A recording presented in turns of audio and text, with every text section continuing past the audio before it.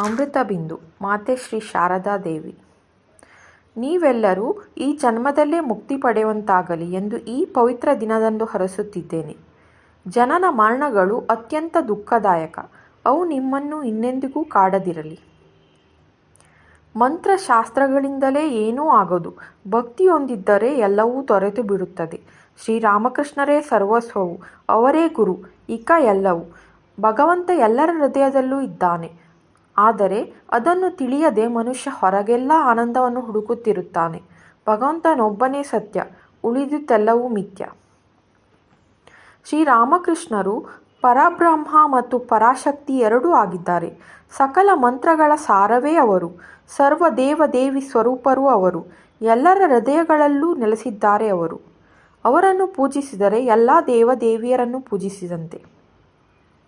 ಎಂದಾದರೂ ನಿನಗೆ ಜ್ಞಾನ ಪಡೆಯುವ ಬಯಕೆಯಾದರೆ ಅಥವಾ ಯಾವುದೇ ಸಂಶಯ ಅಥವಾ ಕಷ್ಟಗಳು ಕಾಡಿದರೆ ಕಣ್ಣೀರಿಡುತ್ತಾ ಭಗವಂತನನ್ನು ಪ್ರಾರ್ಥಿಸು. ಅವನೇ ನಿನ್ನಲ್ಲಿರುವ ಕಲ್ಮಶಗಳನ್ನು ತೊಡೆದು ನಿನ್ನ ದುಃಖವನ್ನು ಶಮನಗೊಳಿಸುತ್ತಾನೆ, ಜ್ಞಾನವನ್ನು ಕರುಣಿಸುತ್ತಾನೆ. ಪವಿತ್ರ ಅಪವಿತ್ರ ಎಂಬುದೆಲ್ಲ ಮನಸ್ಸಿನ ವ್ಯಾಪಾರ. ನಿನ್ನ ಮನಸ್ಸು ಅಪವಿತ್ರವಾಗಿದ್ದರೆ ಮಾತ್ರ ಇತರರಲ್ಲಿ ದೋಷವನ್ನು ಕಾಣುತ್ತೀಯೆ.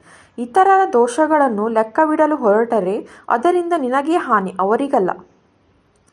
ಆರಂಭದಲ್ಲಿ ನನಗೂ ಇತರರಲ್ಲಿ ತಪ್ಪುಗಳು ಕಾಣುತ್ತಿದ್ದವು.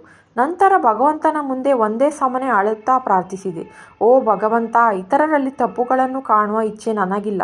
ಕೊನೆಗೂ ಆ ದುರಭ್ಯಾಸದಿಂದ ಮುಕ್ತಳಾದೆ. ಹೆದರಬೇಡ ಮಗು. ಶ್ರೀರಾಮಕೃಷ್ಣರು ನಿನ್ನ ಬೆನ್ನಿಗಿದ್ದಾರೆಂಬುದನ್ನು ಸದಾ ನೆನಪಿಡು. ನಾನು ನಿನ್ನೊಂದಿಗಿದ್ದೇನೆ. ನೀನು ನನ್ನ ಅನುಜ.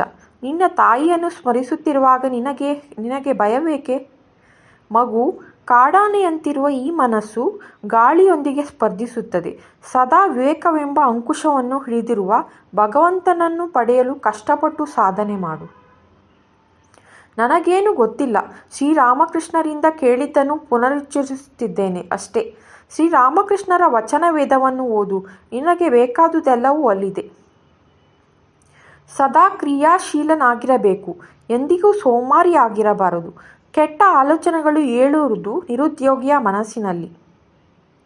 ಮನುಷ್ಯನನ್ನು ಪ್ರೀತಿಸಿದರೆ ದುಃಖ ಕಟ್ಟಿಟ್ಟ ಬುತ್ತಿ. ಭಗವಂತನನ್ನು ಮಾತ್ರವೇ ಪ್ರೀತಿಸುವವರು ಧನ್ಯರು. ಆಗ ದುಃಖವೆಂಬುದೇ ಇರುವುದಿಲ್ಲ.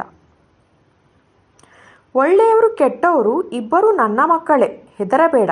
ನಿನಗೇನೂ ಕಷ್ಟ ಬಂದರೂ ಒಮ್ಮೆ ನೆನಪಿಸಿಕೊ, ನನಗೊಬ್ಬಳು